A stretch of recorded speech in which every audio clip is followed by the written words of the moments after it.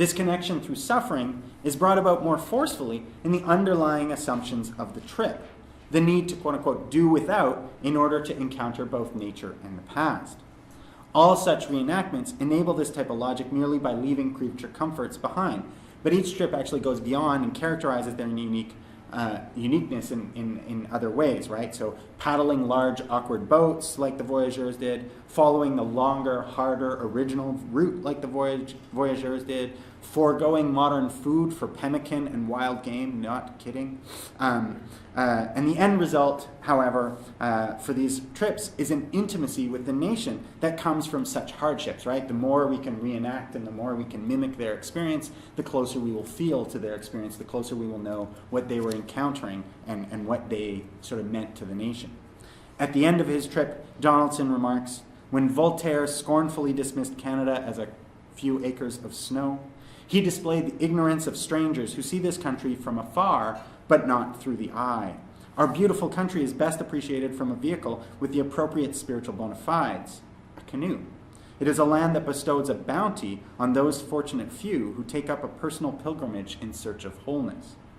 Similarly, the foreword to Joni and Gary McGuffin's cross-country canoe honeymoon argues that, like the trip itself, this book is a celebration of a country and a celebration of youth and love as well. Through the eyes of Gary and Joni McGuffin, all Canada is young again, and everything is possible. The most extreme version of this renunciation of creature comforts has to be Ian and Sally Wilson's year-long foray to the life of a voyageur. During the summer months, they paddled from Thunder Bay to Cumberland House, and in the winter they gather a team of dogs and actually deliver some mail via dog sled to a couple northern communities. Their attempt to reproduce the experience extended to making their own birch bark canoe, sleeping in cloth tents with wool blankets, making, even in the winter, making and relying on pemmican for their main food source, which is a mash of berries and suet and meat, and wearing their own voyageur-style clothing for both winter and summer. To summarize their experience, they adopted the motto of perseverance, taken from a painting of a Northwest Canoe Company they found in the archives. In the logic of these trips, perseverance highlights the personal connection found between present and history. As Ian Wilson claims, these trips are character building. Yet, as a mode of encountering the history of the nation, perseverance manages to forget the specific motivations and mobilizations of intimacy and suffering that occurred during the exploration and conquest of the fur trade. It indeed becomes a national metaphor developed out of personal experience, not historical context.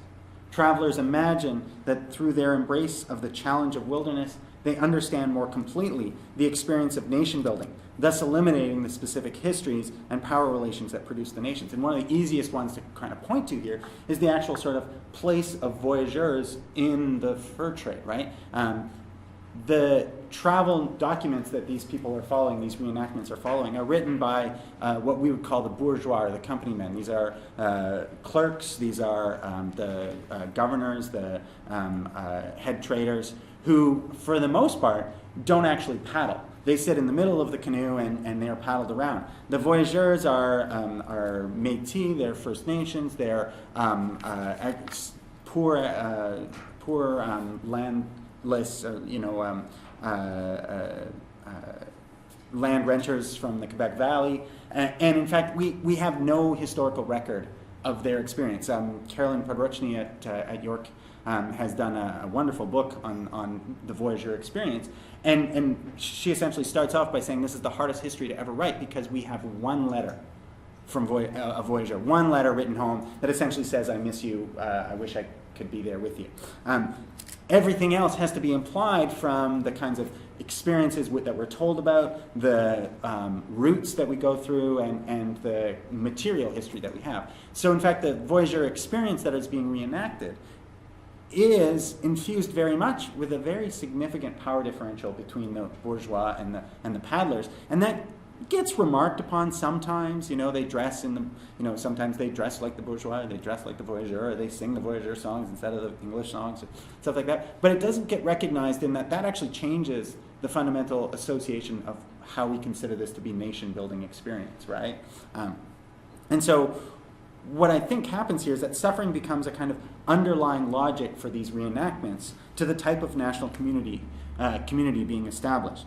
In fact, suffering becomes a kind of universal marker of the nation, and it flattens those distinctions between different positions from which this suffering is experienced. Take here, for example, 2 comments about paddling through the White Dog or Wabaseemoong First Nations Reserve on the Winnipeg River. The history of the reserve is a rather tragic but altogether too common one of displacement and resource depletion.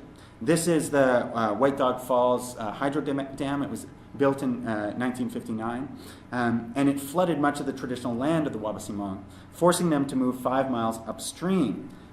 It also created pockets of stagnant water in the area, and in 1970 it came out that the upstream pulp and paper mills had caused mercury levels in the river to skyrocket, thus poisoning the fish and poisoning the residents that relied upon them as their main source, right? And so this is a mercury poisoning that has pretty much never occurred in I think another reserve outside of Sarnia or something happened.